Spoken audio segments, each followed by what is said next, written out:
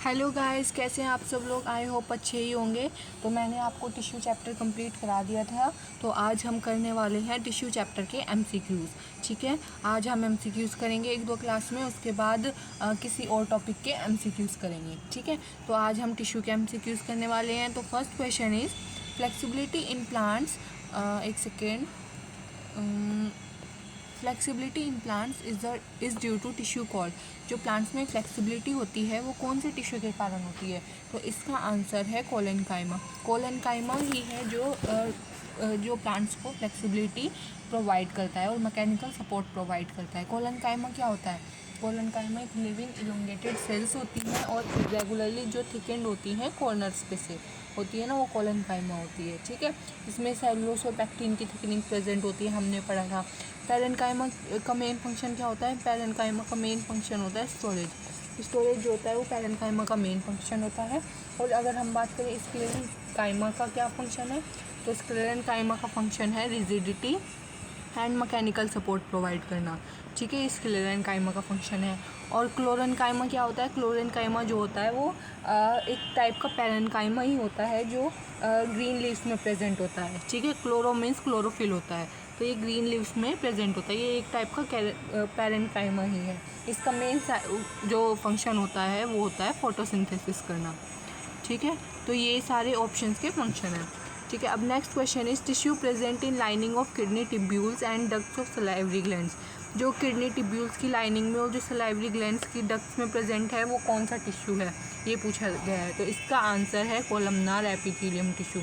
मैंने आपको epithelium tissue के टाइप्स कराए थे, उसमें मैंने सेल्स के शेप और स्ट्रक्चर के बेसिस पे एपिथेलियल टिश्यू को डिवाइड किया था। तो उसमें ऑप्शन से squamous epithelial tissue, cuboidal epithelial tissue and columnar epithelial tissue, ये एपिथेलियम टिश्यू थे। ये कोलमनार नहीं, क्यूबॉइडल है, क्यूबॉइडल एपिथेलियम टिश्यू।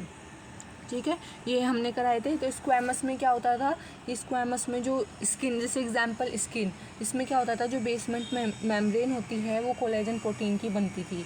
ठीक है, और ये इस टाइप की स्ट्रक्चर होती थी स्क्वैमस में, ये और एक न्यूक्लियाई प्रेजेंट होती थी, इस टाइप की स्ट्रक्चर होती थी, पॉलीगनल इन शेप होती थी, थिन प्लेटन होती थी। स्क्वैमस में ये होता था। ठीक है, लोकेशन ही कहाँ पे मिलती थी? स्किन की से आउटर कवरिंग में, एल्वियोलाई में, ईसोफेगस में, सब में मिलती थी।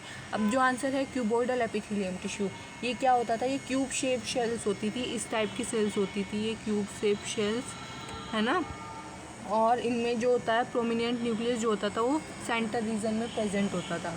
ठीक है, और इनके जो ये कहाँ पे मिलती थी, इनकी जो लोकेशन थी वो कहाँ पे थी? एक pancreatic duct, salivary gland, ovary and kidney, यहाँ पे इनकी लोकेशन थी। ठीक है, तो इसका आंसर क्यूबॉइडल एपिथेलियम है। और कोलमनार एपिथेलियम टिश्यू कहाँ मिलता था? वो मिलता था inner lining of stomach and intestine. अगर स्टमक और इंटेस्टाइन की बात करें तो वहाँ पे कोलमनार मिलती थी। ठीक है, अब next question is the connective tissue that connects bone to bone is called. Connective tissue जो बोन से बोन को कनेक्ट करता है वो कौन सा होता है? तो वो होता है लिगामेंट। जो टेंडन होता है वो बोन टू मसल्स करता है। ठीक है, वो मसल्स को बोन से कनेक्ट करता है, वो होता है टेंडन। और जो लिगामेंट होता है वो बोन टू बोन कनेक्ट करता है। ये मैंने कनेक्टिव टिश्यू में कराए हैं आप सबको। ठीक है, आप सबको याद होगा। अगर आपने नहीं देखी है तो जाके आप वीडियो देख सकते हैं। ये मैंने डेंस कनेक्टिव टिश्यू जब कराया था उसमें कराए थे। डेंस कनेक्टिव टिश्यू के 2 टाइप होते थे, टेंडन एंड लिगामेंट, तो ये वहाँ पे कराए थे। ठीक है, अब next question is tissue that helps in movement of our body. जो टिश्यू बॉडी के मूवमेंट में हेल्प करते हैं वो कौन से टिश्यू होते हैं? वो होते हैं मस्कुलर टिश्यू।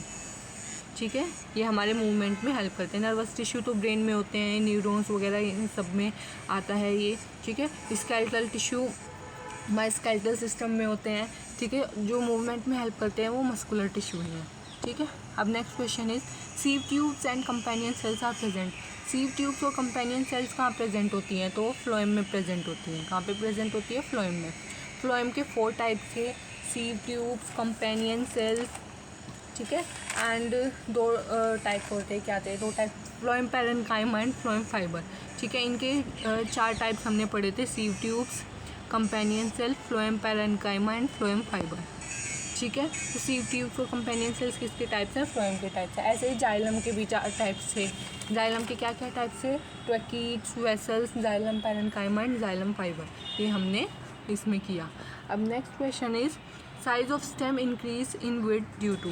जो स्टेम का साइज़ होता है जो विड्थ से इंक्रीज़ होता है, विड्थ में इंक्रीज़ होता है यानी गर्थ इंक्रीज़ होती है, वो किसकी वजह से होती है? तो वो होती है लेटरल मेरिस्टेम की वजह से। ठीक है, जो इंटरकैलरी मेरिस्टेम होती है उससे तो हाइट इंक्रीज़ होती है। ठीक है, एपिकल मेरिस्टेम से लेंथ इंक्रीज़ होती है और लेटरल मेरिस्टेम से जो गर्थ या विड्थ इंक्रीज़ होती है। ठीक है, अब next question is cartilage and bones are the type of. Cartilage और बोन किसके टाइप हैं? ठीक है, तो बताइए किसके टाइप हैं कार्टिलेज और बोन? तो ये भी कनेक्टिव टिश्यू के टाइप है।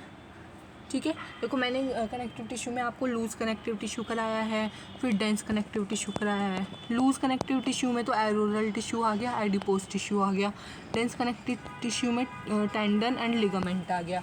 ठीक है, और जो ये है स्केलेटल कनेक्टिव टिश्यू। मैंने कनेक्टिव टिश्यू के 3 टाइप्स कराए थे आपको। एक तो कराया था कनेक्टिव टिश्यू प्रॉपर, एक स्केलेटल कनेक्टिव टिश्यू, एक फ्लूइड कनेक्टिव टिश्यू। तो स्केलेटल जो कनेक्टिव टिश्यू हैं उसके टाइप्स हैं कार्टिलेज एंड बोन। ठीक है, स्केलेटल कनेक्टिव टिश्यू। अब next question is xylem and phloem are the example of. Xylem और फ्लोएम किसके एग्जाम्पल हैं? तो इसका आंसर है कॉम्प्लेक्स टिश्यू। कॉम्प्लेक्स टिश्यू के एग्जाम्पल हैं जाइलम एंड फ्लोएम। ठीक है, 2 टाइप के टिश्यू होते हैं, एक मेरिस्टेमेटिक टिश्यू, एक परमानेंट टिश्यू। मेरिस्टेमेटिक टिश्यू ये होते हैं जो कंटिन्यूसली डिवाइड करते हैं। ठीक है, परमानेंट टिश्यू ये होते हैं जो अपनी डिवीज़न की कैपेसिटी लूज़ कर देते हैं और परमानेंट टिश्यू बन जाते हैं। ठीक है, वो डिवाइड नहीं करते।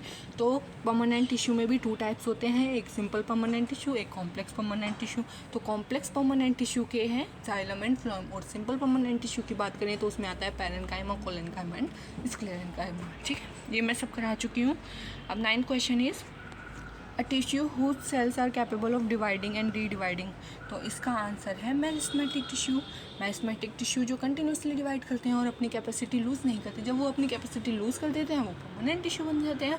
तो मेरिस्टेमेटिक टिश्यू होते हैं जो कंटिन्यूसली डिवाइड करते हैं। ठीक है, कनेक्टिव टिश्यू मैंने कराया था, इसमें ये सब ब्लड, बोन, कार्टिलेज ये सब आ गए। परमानेंट टिश्यू जो अपनी लूज़ कर देते हैं डिवाइडिंग कैपेसिटी, वो बन जाते हैं। एपिथेलियल टिश्यू एनिमल टिश्यू का टाइप है जो स्किन की कवरिंग वगैरह में प्रेजेंट होता है, अभी हमने देखा। ठीक है, तो next question is which of the following tissue has dead cells. Dead cells कौन से टिश्यू में होती है? तो डेड सेल्स होती हैं स्क्लेरेन्काइमा में, स्क्लेरेन्काइमा में। ठीक है, ये डेड सेल्स होती है और इनका मेन फंक्शन होता है रिजिडिटी प्रोवाइड करना प्लांट्स को। ठीक है, पैरेन्काइमा का बात करें तो इनका फंक्शन होता है स्टोरेज। ठीक है, और अगर कोलेनकाइमा की बात करें तो ये करता है फ्लेक्सिबिलिटी प्रोवाइड करना, इसका मेन काम होता है। ठीक है, ये जो तीनों टाइप्स हैं ये किसके टाइप हैं? ये सिंपल परमानेंट टिश्यू के टाइप है।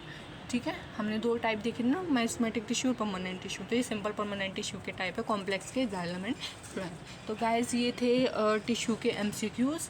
तो चैनल को लाइक, शेयर एंड सब्सक्राइब कर दीजिए और बेल आइकन प्रेस कर दीजिए। अगर आपको वीडियो अच्छी लगे तो कमेंट सेक्शन में कमेंट करके भी बताइएगा। और आपको अगर और कोई टॉपिक आप पढ़ना चाहते हैं या उसके MCQs प्रैक्टिस करना चाहते हैं तो आप मुझे कमेंट सेक्शन में कमेंट करके बता सकते हैं। Thank you so much.